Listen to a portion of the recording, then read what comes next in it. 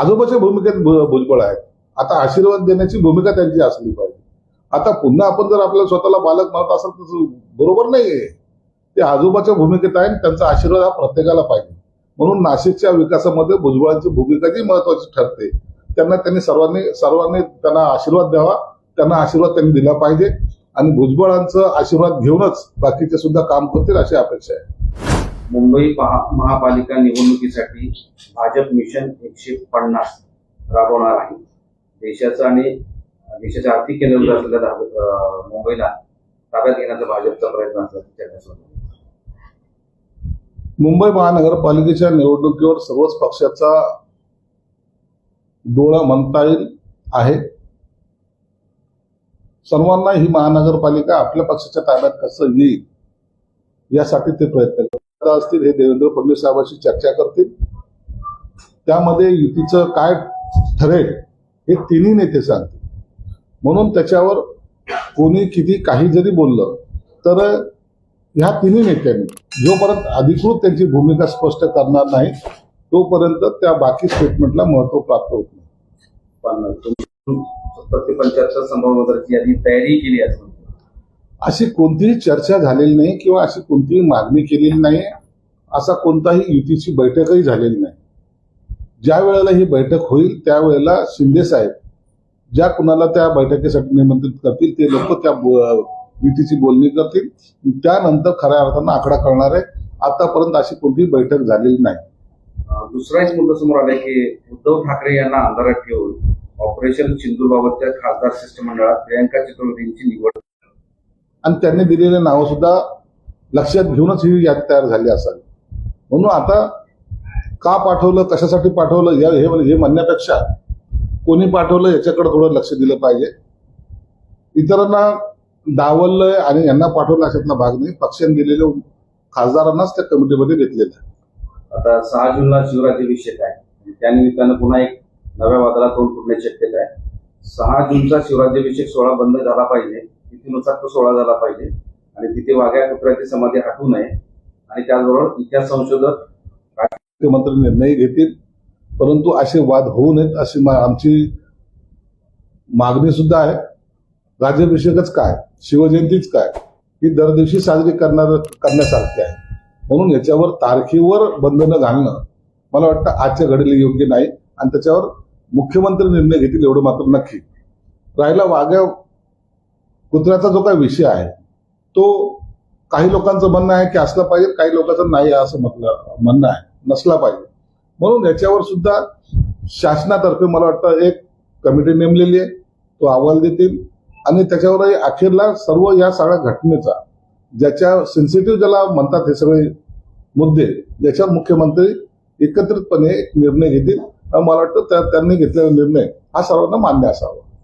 राज ठाकरेंसोबत युतीसाठी आमचा सकारात्मक प्रतिसाद असल्याचं अनिल परब सांगतायत. युती कुणासोबत करायची हा निर्णय आता राज ठाकरेंनी घ्यायचा आहे असं त्यांच्याकडून सांगतात. हा इकडून बोलतो, तो तिकडून बोलतो. अनिल परब जर एवढे सकारात्मक आहे, त्यांनी जर असं स्टेटमेंट दिलं तर का राजसाहेबांचं त्यांचं सांग सत्य पण आहे का जात नाही त्यांच्याकडे मग. परंतु हे फक्त न्यूज म्हणून बोलतायत. ते मुळात प्रत्यक्षात त्यांना एकत्र यायचं नाही हे वारंवार आम्ही सांगतो.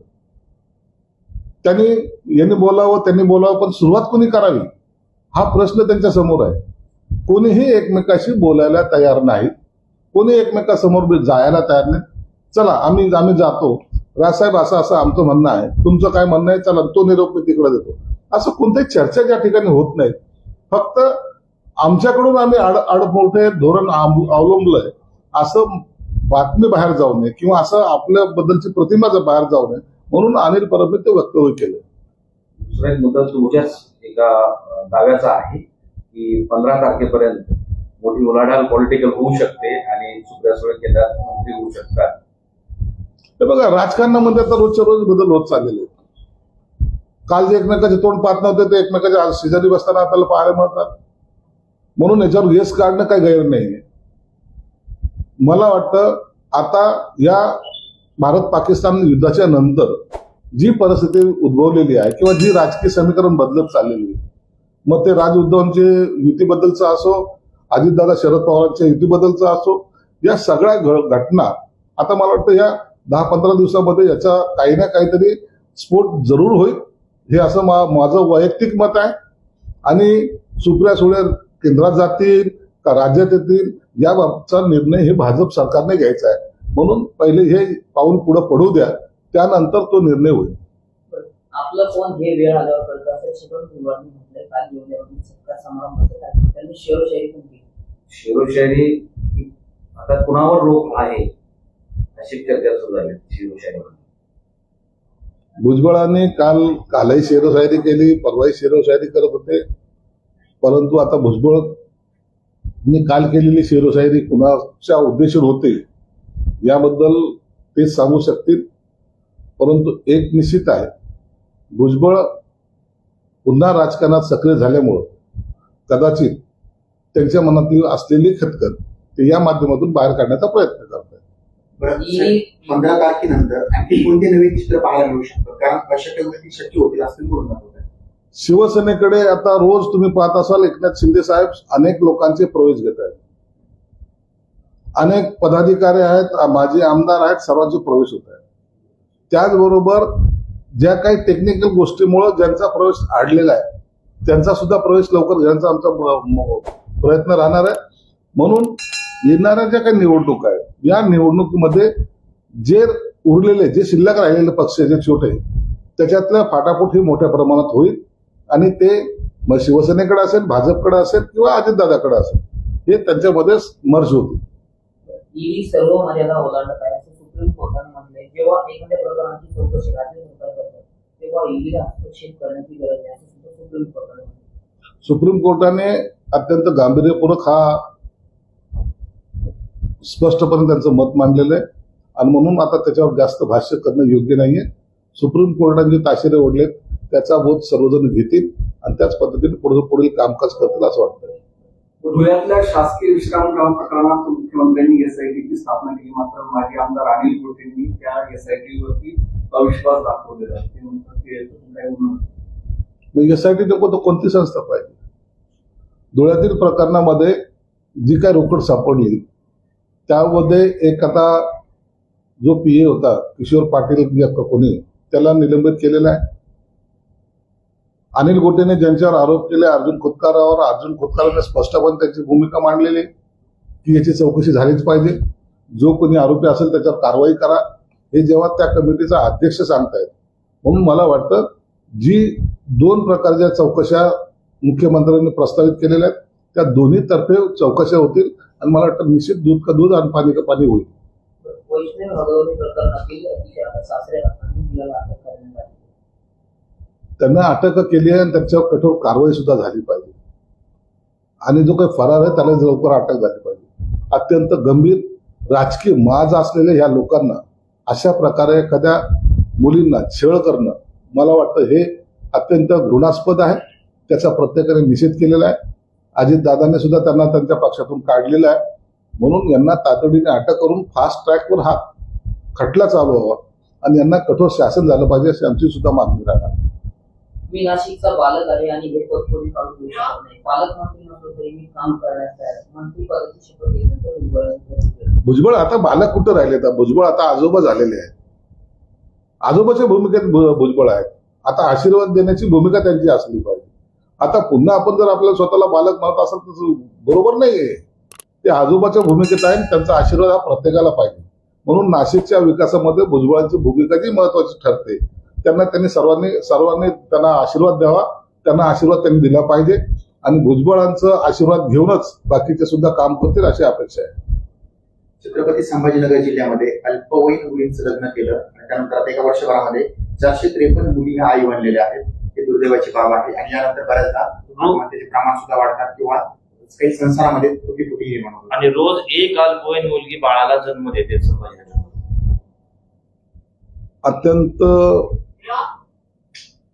गंभीर हे प्रकरण आहे. ग्रामीण भागामध्ये आजही न कळवता जे काही लग्न होत असतात ते लग्न झाल्यानंतर आपल्याला कळतं की ती मुलगी अल्पवयीन होती, परंतु तो पण वेळ गेलेली असते. मुलगी गरोदर राहणे, मुलाला जन्म देणे हा प्रकार जेव्हा ते हॉस्पिटलला जाते त्या टायमाला आपल्याला लक्षात येतं. परंतु याला जबाबदार जे आहेत त्यांच्यावर कारवाई ही झाली पाहिजे. एवढं सत्य जरी असलं तरी त्या मुलीच्या आयुष्याचं काय हा एक प्रश्न निर्माण होतो. म्हणून सरकारने अशा बालविवाहाला कडक धोरण पुन्हा एकदा अवलंबण्याची गरज आहे आणि त्याची अंमलबजावणी सुद्धा ज्या भागामध्ये हे घडतं किंवा ज्या एरियामध्ये घडलं तेथील पोलीस अधिकारी असेल, तिथलं तलाठी असेल, सरपंच असेल, या सर्वांना त्या प्रकरणामध्ये जबाबदार धरून त्यांच्यावर जर काय असं वचन जर बसवलं तर ते सुद्धा डोळ्यात तेल घालून अशा प्रकार घडणार नाही याच्याकडे लक्ष देतील. म्हणून असे जे काही प्रकार घडतात याला कुणाचाही पाठिंबा तर नसतोच, परंतु भविष्यात घडू नये अशी आमची सुद्धा अपेक्षा आहे. बांधकाम कामगारांना संसारोपयोगी वस्तू दिल्या जातात, मात्र त्याचं बिनधास्तपणे काही रॅकेट विक्री करतायत. 1200 रुपयापासून 1500 रुपये घेतले जातात. तुम्ही एक पत्र काढलं वाटतंय, ते पत्र काय? बांधकाम कामगारांना जे काही आता साहित्य पुरवतो त्यांच्या घरोपयोगी वस्तू जवळपास 20-25 हजार रुपये त्याची किंमत असते. मी पाहिलंय माझ्या जिल्ह्यामध्ये काही दलाल आणि अधिकारी संगनमताने ठरवून लाखो करोडो रुपयाचे साहित्य हे बोगस पद्धतीने वाटतात. 1000 पासून ते 4000 पर्यंत त्यांचा रेट आहे आणि ते मी पाहिलं सुद्धा आहे, वस्तुस्थिती अनुभवलेली आहे.